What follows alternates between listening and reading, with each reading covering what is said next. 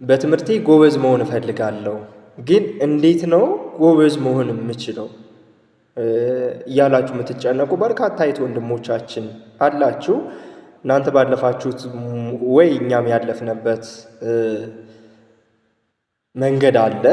ያ ማለት እንዴት ነው በትምህርታችን ስኬታማ መሆን የምንችለው የሚሉትን ከእኔ ልምድ አንጻርም የተወሰኑ ነገሮችን ልበላችሁ።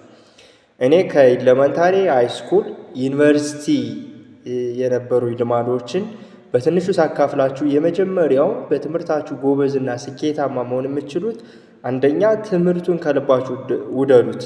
ያ ማለት የምትማሩት ትምህርት ነገ ራሳችሁን ጥሩ ቦታ እንደምታገኙት የሆነ ቫሊዩ እንዳለው አድርጋችሁ ማሰብ ይጠበቅባችኋል። ሁለተኛ እናንተ መማር የእናንተ ስኬታማነት ለቤተሰባችሁ ስኬት መሆኑን ማሰብ ይጠበቅባችኋል። ያ ማለት ትምህርቱ ቤተሰቦቻችሁ በጣም እንደሚወዱት የእናንተ ስኬት የእናንተ ጎበዝ ተማሪ መሆን እናንተ ነገ የተሻለ ቦታ መድረስ እናትና አባታችሁ እንደሚያስደስት እርግጠኛ መሆን ይጠበቅባችኋል። በእርግጠኝነት እናታችሁን ወይም አባታችሁን ስለምትወዱ እነሱን ሊያስደስት የሚችልን ነገር ከማድረግ መስዋዕት መክፈል የምትችሉትን ነገሮች ትከፍላላችሁ። ስለዚህ የእኔ ስኬት የቤተሰቤ የእህቴ የወንድሜ ስኬት ነው ብሎ ማሰብ መቻል ይጠበቅባቸዋል። እሱን ካሰባችሁ በእርግጠኝነት ስኬታማ መሆንን ትችላላችሁ። ወይም ለማንበብ በትምህርታችሁ ሰነፎች የሆናችሁ የተቸገራችሁ ልጆች እነዚህ ነገሮች ከተከተላችሁ ጎበዝ የማትሆኑበት አንድ ምክንያት የለም። ሌላኛው በእቅድ መጓዝ ነው። በእቅድ ያ ማለት በምታነቡበት ጊዜ ፕሮግራም ማውጣት። ይውላችሁ ፈረስ ያለ ልጓም መጋለብ ገደል እንደሚከተው ሁሉ እናንተም ያለ እቅድና ያለ ፕሮግራም የምታነቡ ከሆነ በእርግጠኝነት የትም መድረስ አትችሉም። የተሻለ ቦታ ራሳችሁን ማግኘት አትችሉም። ስለዚህ ሁሌም ዳይሊ በምታነቡበት ጊዜ እቅድ ፕሮግራም ሊኖራችሁ ይገባል። እሱን ካዘጋጃችሁ በእርግጠኝነት ጥናቱን ትወዱታላችሁ። የጥናቱ ሴንስ ይመጣላችኋል። ከዛ በኋላ የተሻለ ውጤት መስራት ትችላላችሁ ነው።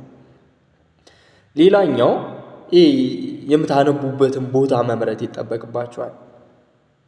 ለምሳሌ አንዳንዱ ላይብረሪ ማንበብ ሊመቸው ይችላል፣ ቤተ መጻሕፍት። አንዳንዱ ዶርም ማንበብ ሊመቸው ይችላል፣ አንዱ ደግሞ የሆነ ስፔስ ላይ ማንበብ ሊመቸው ይችላል። ስለዚህ የት ቦታ ባነብ አሪፍ ይሆናል ብሎ ራስን መፈተሽ። ለምሳሌ አበበ ላይብረሪ ስላነበበ እኔም ላይብረሪ ማንበብ አለብኝ ብሎ ማሰብ የለባችሁ። ጀስት እናንተ በምታነቡበት ጊዜ ሰላማዊ መረጋጋት ሊሰጣችሁ የሚችል የትኛው ቦታ ነው የሚለውን የማንበቢያ ወይም የማጥኛ ቦታችሁን መለየት ይጠበቅባችኋል። ከዛ ከጎበዝ ተማሪ ጋር ጓደኛው ነው። እመኑኝ የብዙ ተማሪዎች ስኬት የመጣው ከዙሪያቸው ከአቅራቢያቸው ካሉ ጠንካራና ጎበዝ ተማሪዎች ልምድ ይቀስማሉ። ስለዚህ በክላሳችሁ ወይም በሰፈራችሁ ጎበዝ ተማሪ ካለ የዛ ጎበዝ ተማሪ ሚስጥሩ ምንድን ነው የሚለውን በደንብ መጠየቅ፣ ያጠናን ስታይሉን መጠየቅ፣ እሱ የሚያነብበት ወይ ለእኔ ሲሄዳል የሚለው ነገር ብዙ ፌድባኮች ታገኛላችሁና በዙሪያችሁ ካሉ ጠንካራና በሳል ከምትሏቸው ተማሪዎች ልምድ መውሰድና መቅሰም ይጠበቅባቸዋል። እሱን ካደረጋችሁ እመኑኝ በትምህርታችሁ ጎበዝ ትሆናላችሁ።